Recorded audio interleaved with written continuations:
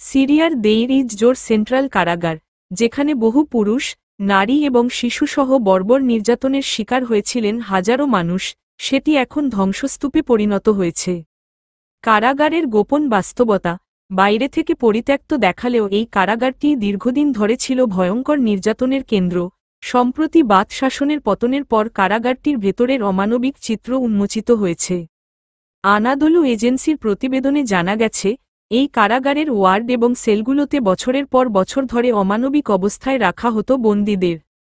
সাবেক বন্দির বর্ণনা, দেইর ইজ জোর কারাগারে দীর্ঘ ৮৮ দিন আটক থাকা বাসিলো কুইহি নামের এক ব্যক্তি আনাদোলুকে বলেন, প্রতিদিন আমাদের পেটানো হতো এবং টিয়ার গ্যাস দিয়ে নির্যাতন চালানো হতো, বৃদ্ধ বন্দীদের মেঝেতে টেনে হেঁচড়ে নিয়ে যাওয়া হতো। নির্যাতনের লোমহর্ষক বর্ণনা দিয়ে তিনি বলেন, আমাদের ঘণ্টার পর ঘণ্টা হাঁটু গেড়ে বসিয়ে রাখা হতো এবং টয়লেটে যাওয়ার অনুমতি দেওয়া হতো না। একদিন আমরা বিদ্রোহ করি, সেদিন আমাদেরই এক তরুণকে এই প্রাঙ্গণে স্নাইপারের গুলিতে হত্যা করা হয়। ন্যায়বিচারের দাবি, কুইহি বলেন, শুধু শীর্ষ নেতাদের নয়, যারা নির্যাতনে অংশ নিয়েছে, তাদের সবাইকে বিচারের আওতায় আনতে হবে। এই বাশার আল আসাদ শাসন ছিল ভয়ানক নিষ্ঠুর।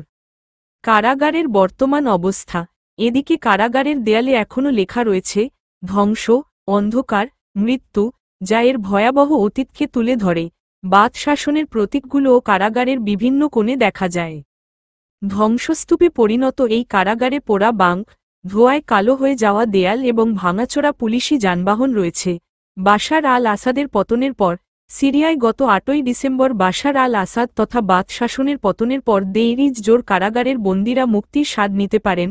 বর্তমানে কারাগারটি বাথ শাসনের নিষ্ঠুরতার একটি ভয়ানক স্মারক হিসেবে দাঁড়িয়ে আছে, সেই সঙ্গে সাবেক বন্দীদের মধ্য থেকে ন্যায়বিচারের আহ্বান এখনও প্রতিধ্বনিত হচ্ছে।